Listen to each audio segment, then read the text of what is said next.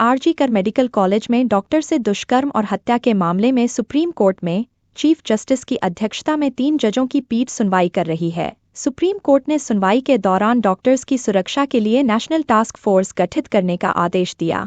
इस task force में AIIMS के निदेशक को भी शामिल किया गया है। यह टास्क फोर्स देश में ड्यूटी पर डॉक्टर्स की सुरक्षा के संबंध में अपने सुझाव देगी।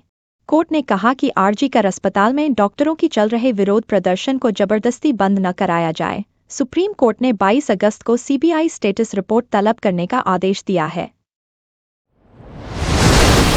विदेश मंत्रालय ने सोमवार को प्रधानमंत्री नरेंद्र मोदी की आगामी यात्रा को लेकर घोषणा की। पीएम 21 से 23 अगस्त तक पोलैंड और यूक्रेन की आधिकारिक यात्रा करेंगे। पीएम मोदी की यात्रा की घोषणा के बाद पोलैंड के प्रभारी राजदूत सेबेस्टियन डोमजाल्स्की ने टिप्पणी की। उन्होंने कहा, रूस यूक्रेन युद्ध के बीच पीएम मोदी की पोलैंड और यूक्रेन की यात्राएं वैश्विक समुदाय को एक शक्तिशाली संकेत भेजेंगी कि भारत शांति, संवाद, संयुक्त राष्ट्र चार्टर और राष्ट्रों की संप्रभुता व क्षेत्रीय अखंडता के लिए खड़ा है। डोमजाल्स्की ने पीएम मोदी की यात्रा को लेकर पूछे गए सवाल पर खुशी व्यक्त की। उदयपुर में चाकूबाजी की घटना में मारे गए छात्र देवराज का अंतिम संस्कार हो गया है। प्रशासन ने देवराज का शव उनके परिजनों को सौंप दिया था। तनाव को देखते हुए प्रशासन ने शहर में नेटबंदी की अवधि बढ़ा दी थी। अंतिम यात्रा के दौरान लोगों ने नारेबाजी भी की। पूरे एरिया में सुरक्षा के कड़े बंदोबस्त थे। तनाव को देखते हुए प्रशासन ने यहां भारी जाब्ता तैनात कर दिया था। किसी भी अप्रिय घटना से निपटने के लिए अंतिम संस्कार की ड्रोन से निगरानी की गई। मोक्षधाम में भी सुरक्षा कर्मियों की तैनाती की गई थी। उदयपुर में तनाव को देखते हुए प्रशासन ने यहां स्कूल कॉलेजों में भी छुट्टी कर दी है। जम्मू कश्मीर के बारामूला में लोगों ने सुबह सुबह भूकंप के जोरदार झटके महसूस किए। सीस्मोलॉजी सेंटर के अनुसार बारामूला में 2 बार भूकंप आया है, जहां पहले भूकंप की तीव्रता 4.9 रही।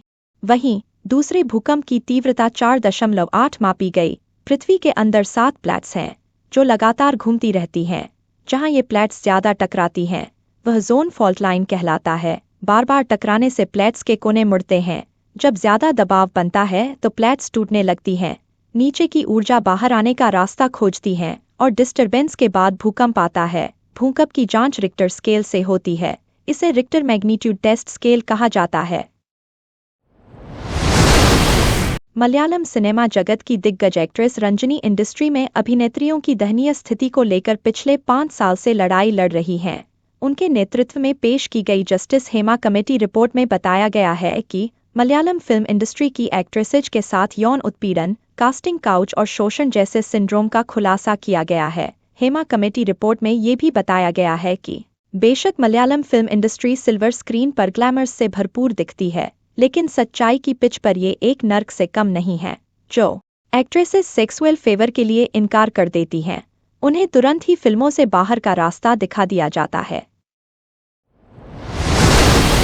निर्वाचन आयोग ने आने वाले चुनावों में इससे निपटने के लिए अपनी मुस्तैदी बढ़ा दी है। आयोग ने इसे लेकर एक नई रणनीति तैयार की है। अपने ऊपर लगाए जाने वाले आरोपों, झूठ और दुष्प्रचार पर अब वह चुप नहीं बैठेगा, बल्कि 90 मिनट के अंदर ही उसे ध्वस्त करेगा। आयोग ने यह फैसला ऐसे समय लिया है जब जम्मू कश्मीर और हरियाणा विधानसभा चुनाव का ऐलान हो चुका है, जो सितंबर और अक्टूबर में होना है।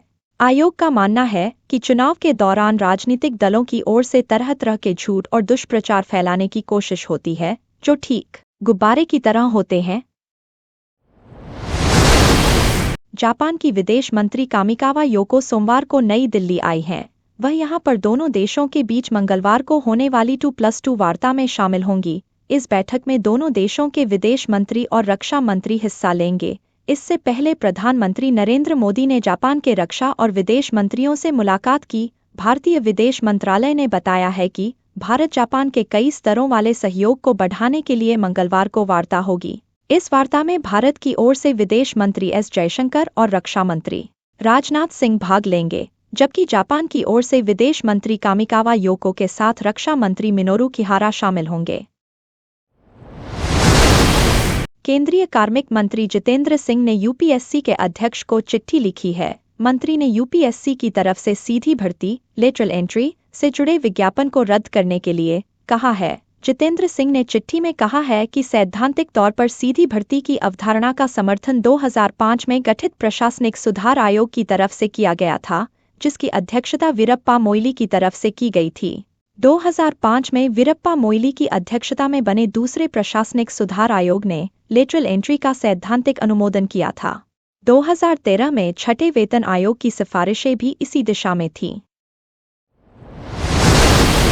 राजस्थान के अजमेर में सबसे बड़े ब्लैकमेल कांड के बाकी बचे 6 आरोपियों को दोषी ठहरा दिया गया है। बता दें कि कोर्ट ने नफीस चिश्ती, नसीम उर्फ टार्जन, सलीम चिश्ती, इकबाल भाटी, सोहेल गनी व सैयद जमीर हुसैन को दोषी माना है। दरअसल अजमेर के एक गैंग ने 1992 में स्कूल कॉलेज में पढ़ने वाली करीब 250 लड़कियों की नग्न तस्वीरें हासिल की, फिर उन्हें लीक करने की धमकी देकर 100 से अधिक छात्राओं के साथ गैंगरेप किया।